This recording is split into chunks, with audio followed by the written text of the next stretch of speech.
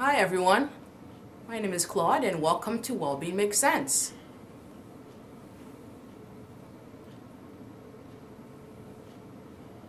Serge, you ready? It's time to record. Record what? Wellbeing Makes Sense, our third part.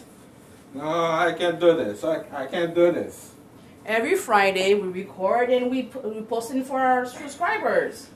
I'm done. I can't do this anymore. I'm done. What's going on? No. I'm worthless. I can't do anything right. I mean, even at my job, I was let go, and because I'm not good enough. I'm not good enough. I'm never good at nothing. It's over. I'm done. I'm just gonna stay here, cover myself, and eat some ice cream. Wait, so you're giving up? This is just a roadblock. Come on, buddy. You get up, you file for different jobs, you're talented, you're skilled. Don't stop there. I don't know if I can do this. You're just preparing for the bigger part of your life. Come on. Cheer up. We can do this. Okay. One more time. So.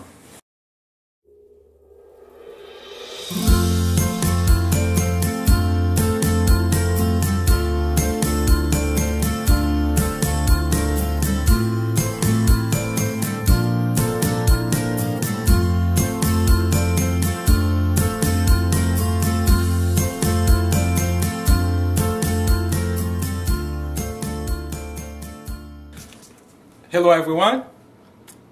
Hi everyone, again. And so welcome to the third part of our series on the art of making good decisions. So part 1 was the art of making good decisions. Part 2 was how to set goals. And today it's part 3, that is how to deal with failures. Failures are part of life. You will never succeed at everything that you do.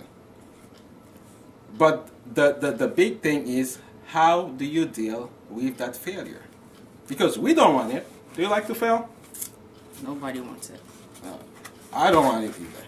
So how do we deal with it? How do we recover from it and keep moving forward? So today we're going to give you 8 tips on how to move on, to move away from failure. And we'll start with number 1, that is acknowledge your emotions. So like we said, failure is going to happen, as a part of life. So we know that it sucks, all right? It blows. We don't like rejection. So how do we, our emotions, our feeling is going to get involved. So acknowledge it. Hey, I am angry. I'm angry right now. I'm sad. Acknowledge what you're feeling. I feel disappointed in the whole process, in the whole system, in myself. Speaking it out loud, allowing yourself to go through it. So, and this is what's going to help you build resilience. You see, one of the studies that we are looking at said people who build resilience are not the people who push away their feelings, who act like nothing happened. But instead, they are people who acknowledge that they are hurt, that they feel bad, and decides, we're going to move away from this. We're going to overcome this. So this is the first step into building resilience, is about acknowledging that it hurts. And the second point is to stop dwelling on it. You can acknowledge it, you have to acknowledge it, but you don't dwell on it. You have to have a timetable. You can't spend a whole year in one dwelling on that feeling of failure and hurt. Because you got to remember, again, physiology behind it is the more negative thought you have concerning a certain aspect of your life, it's going to engulf you. You're going to wake up with it, you're going to sleep with it, you're going to eat it, and it's going to be harder and harder and harder to get away from it. You're gonna eat it? Yeah, you're gonna eat your negativity. Yeah. Yeah. So don't eat it. Yeah. Okay? So stop dwelling on it. That's tips number 2. And tips number 3 is Acknowledge your role. A lot of us, right? We have this big dream, this big goal, but we're not. Our actions is not correlating with the how big the dream is. So with big dreams, you have to have big actions, big sacrifice, big patience, etc. So you gotta acknowledge, like, if I want to be a CEO of a company, at what time am I waking up? And during my hours of awake time, what am I doing toward the goal? If I'm watching TV, flipping through channels, just walking, lazy about it, am I gonna be a CEO? No. So you gotta acknowledge, your role in the part of the failure. What you gotta say about that? exactly. So it's about taking responsibilities. When the failure happened, our first tendency is to blame it on somebody else. Like projection, right? Exactly. And this is one of the things that I discuss in my book also, From Men to Dad, how we fail so many times and then we blame others for doing it. You got a lot of fathers, for example, who abandon their kids, not taking care of them. They'll say, okay, I didn't grow up with a father either. So what? Is that an excuse for you to abandon your kids, to fail your duty because you didn't have a father? So we have that tendency to blame others. We blame schools, we blame the country, we blame everything. It's not that I'm saying that they don't have a role to play in that. But you cannot just put all the responsibility on them. So you got to see your part into this too. Maybe I'm guilty at 50%. Maybe I'm guilty 80%. So you acknowledge, you take responsibility for in what happened in the failure. And number 4, remember you're not a failure. Very, very important not to personify or personalize what happened to you. And this is what leads to a low self-esteem. When you think that, okay, because I fail at this, then I fail at everything. I am a failure. You got what we call a low EQ, emotional quotient. So a low EQ, and there's a lot of research being done right now in EQ. We all know about IQ, but now they are saying that most people who are successful in life, they are the people who have a high EQ. So in another episode, we'll talk more about EQ. So, but remember, you are not a failure just because you fail at something. And your thoughts. Learn to have a constructive thought about yourself instead of destructive thought about who you are concerning what just happened to you. And 5, learn from the situation. When something bad happened, start asking yourself a question. What can I learn from that? What's the lesson that I can take from it to help me move forward? Yeah. Anything to that? No, I think you covered it. Okay. Yeah. All right. So make sure you ask the right question. Ask yourself, what can I learn from this situation? It's a learning experience. And 6 is find support from those around you. Seek. We are human beings. Relationships are very important to us, and find those who can help us. Those who what is your goal, and those who've reached a goal, and sit down, spend time with them. Learn the setbacks, the roadblocks they've gone through to show you that, hey, this person succeeded. These were the roadblocks. This is what I might be facing. This is what I faced, and just peer-to-peer relationship and support. Yeah.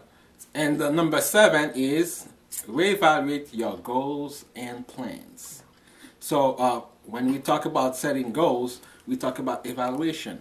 Every few weeks or every few months, depending on how you set your goals, the long-term goals and the short-term goals, you take the time to sit down and look at your goals and see where the issue is, what in your plan is not working right, and adjust and make correction. Also, when you look at the goal, you may find that the goal is just unrealistic, or maybe the circumstances have changed, so you can't carry that goal anymore.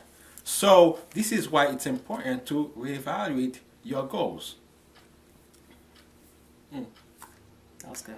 Is it good? Yeah. Thank you. Yeah. I appreciate that. And the last one is be grateful. Remember where you came from. And so what does that mean? Having a good attitude about it. Being gratitude, again, it reminds you, you know, you're a human being and your struggle, you've succeeded to this point, you know, not to give up. And this is one of the most important things for me, being grateful and remembering where I came from. You know, whenever I face a roadblock, I look at what I've accomplished in the past. That remind me that I came from one place and I've been going up. I'm going up the ladder. I'm going up the mountain. So as you're going up the mountain, you're going to have more issues, more difficulties. But if you see what you have accomplished so far, you have the hope, you became optimistic, because if you can do this, you can continue to keep going up. So I like to look at my past, what I've accomplished, and realize that I'm not a failure because I've accomplished this and that I can keep going. As long as I'm still breathing, I can keep going. So yeah, you say you focus. There's a past. The past definitely helps and shapes your future. So you see, he's focusing on the positivity aspect of this past, not the negativity. Something negative happened to you, don't come and add the negatives of the past. It's already the past. The positive is the one that you want to focus on to help you with the future and the present. Okay. And above all, remember to pray. Yes. Pray. We can't do everything by ourselves. We need God. We need His support. We need His power, His divine intervention to help us keep moving forward. So remember to pray. So these are the 8 things that we wanted to share with you when dealing with failure. We want you to have a prosperous life. Keep moving forward. So let's recap quickly those 8 tips. Acknowledge your emotions is 1. 2, stop dwelling on it. 3, take responsibility of the part that you play. 4, remember that you are not a failure. You are built for success. And 5, learn from the situation. You know, what happened, how it happened, why it happened, to help you, you know, propel you for the next. 6, find support. Find people who can encourage you. Stay away from the negative people. Find people who can motivate you to keep moving forward. 7, reassess, reevaluate your goals and your plan along your path. And 8, be grateful. Remember where you have come from. Remember what you have accomplished so far. You can do more. All right. And remember to pray. Yes. And go and live a successful life. All right. Thanks again for joining in. Remember to subscribe, share, and like. Support our my foundation, C.E.Y.A.T Foundation. And the League of Extraordinary Dad. Yeah. www.extraordinarydaddy.com. And check out our other YouTubes as well. All right. God bless you, everybody. See you.